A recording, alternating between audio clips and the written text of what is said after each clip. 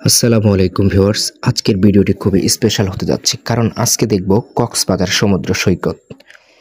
এটি বিশ্বের বৃহত্তম সমুদ্র সৈকত, যেটি 120 কিলোমিটার। প্রথমে আমরা বাস থেকে নামলাম, নামার পরেই রাস্তাটা খুব ভালোভাবে এক্সপ্লেইন করলাম। সমুদ্রে যাওয়ার আগে ভাবলাম কিছু একটা খেয়ে নিই, কারণ রাতে প্রচণ্ড খিদে লেগেছে। কক্সবাজারে এত স্পেশাল মাছের ভিতরে এবং স্পেশাল খাবারের ভিতরে আপনি কোনটা খাবেন খুবই কনফিউজড হয়ে যাবেন। আমরাও সেটাই করেছি।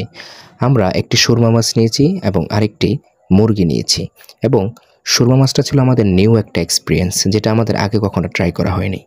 ভিউয়ার্স, চলে এলাম সমুদ্র সৈকতে। সমুদ্র সৈকতের এই চমৎকার জায়গাটা আমরা এক্সপ্লেন করতে থাকলাম।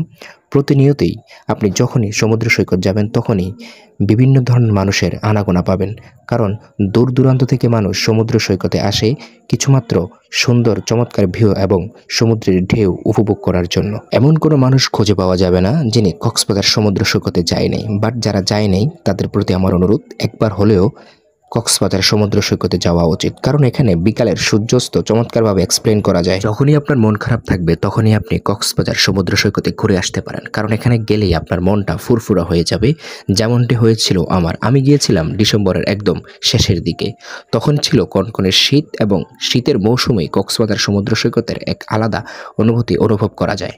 64 জেলা থেকেই এখানে মানুষ ঘুরতে আসে। ভিউয়ার্স, হাত দেখতে পাচ্ছেন একটি তারা মাছ। এটি আমরা পেয়েছিলাম কক্সবাজার সমুদ্র সৈকত বালুরঘাটে। সমুদ্র সৈকতে গোসল করার জন্য এক আলাদা অনুভূতি কাজ করে। ভিউয়ার্স, চলে গেলাম সমুদ্র সৈকতের কাছে। দেখলাম একটি ছোট বাবু ছোট্ট একটি বল নিয়ে খেলা করছে। ভাবলাম তার সাথে একটু দুষ্টুমি করি। সমুদ্র সৈকতে হাঁটার সময় একজন নিয়ে এলো কফি। ভাবলাম কফিটা শেয়ার করি। ভিউয়ার্স, কফিটা ছিল খুবই মজাদার। দেখতে পাচ্ছেন তিনি আমাদের মাঝে কফিটা কিভাবে প্রেজেন্টেশন করছেন। ভিউয়ার্স, এই ভিউটা ছিল জাস্ট যখনই আপনি সমুদ্র সৈকতে আসবেন তখনই সমুদ্রের উপর দিয়ে যাওয়া এই বিমানগুলো আপনি দেখতে পাবেন, যেটা আপনাকে খুবই চমৎকারভাবে ভাবিয়ে তুলবে। ভিউয়ার্স, কক্সবাজারের ভিউটা জাস্ট অসাধারণ। সানগ্লাস চোখে কক্সবাজার ভিউ দেখার মজা। আরেকটা বিশেষত্ব হচ্ছে, কক্সবাজারে আসলে যেরকম একটা ভিউ পাবেন তেমনিভাবে ছবি তুললে আপনার ছবির ফ্রেমও দেব চমৎকারভাবে। আমি লিখব চিঠি দেব তোমায়, পাখি পৌঁছে দিও রোজা।